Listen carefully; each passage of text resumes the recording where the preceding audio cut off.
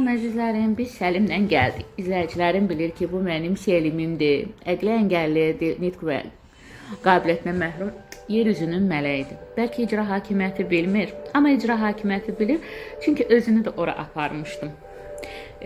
Məhkəmə qərar çıxarandan sonra rəsmi qəyyumluğu almaq üçün. Yəni, qeydiyyat şöbəsində də bilirlər, o qəyyumluğu verən yerdə də bilirlər, görürlər.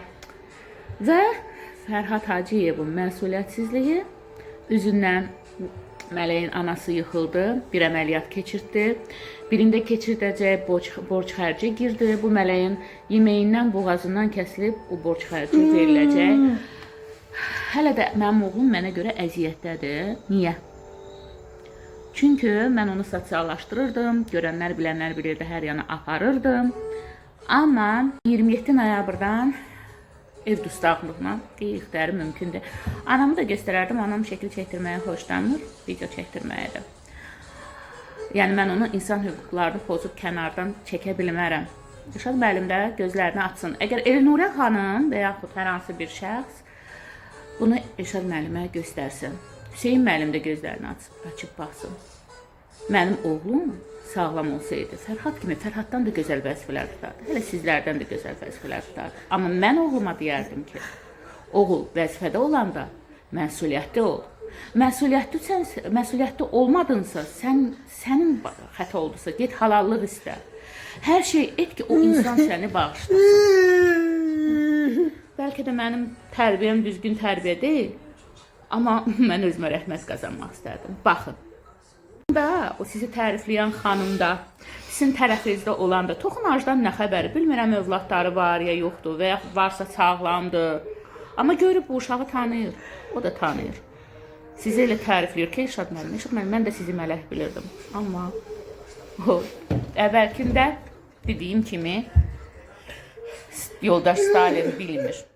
Yoldaş Stalin isə bilirmiş. Mən də fikirləşirdim, Rəşad Həsənov bilmir. Rəşad Həsənov çox gözəl hər şeyi bilir.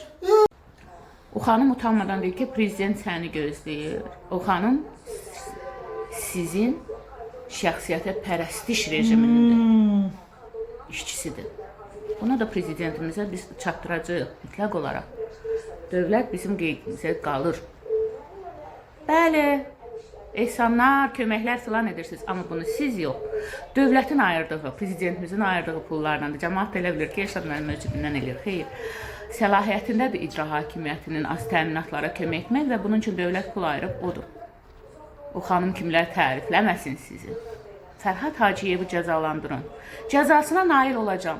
Amma göydə Allah var. Allah deyirsiniz, kainat deyirsiniz, yəni ateistlər ola bilsin, ateistsiz deyə bilmərəm, yəni orada belə bir şey yoxdur.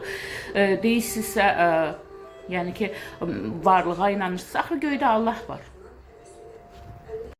Bu uşağa və mənim anama edilən o zülümlərə dözməyəcək. İlahi ədalət, bumerang karma var.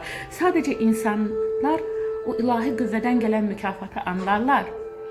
Amma və lakin cəzanı anlamazlar. Prezidentimizdən də xahiş edirəm ki, o Fərhad Hacıyevin cəzasını versin. O Fərhad Hacıyevin cəzasını vermək yerinə məzuniyyətə göndərən, onun cəza vermək yerinə adiyyətsiz cavablar verən Hüseyin Əfəndiyevi hansın ki, məzuniyyətə göndərib və onlara məsul şəxs olan, işə götürəni, müdiriyyəti olan Rəşad Həsənova və əgər bunların hamısını ona çatdırmırlarsa və düzgün çatdırmırlarsa icraçıya, SMM xidmətinə cəzasının verməyini xahiş edirəm.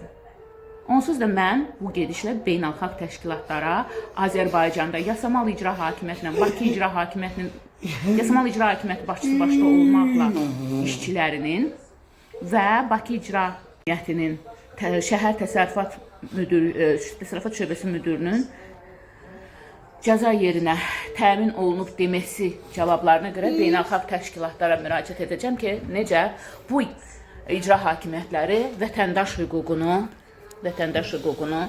pozurlar.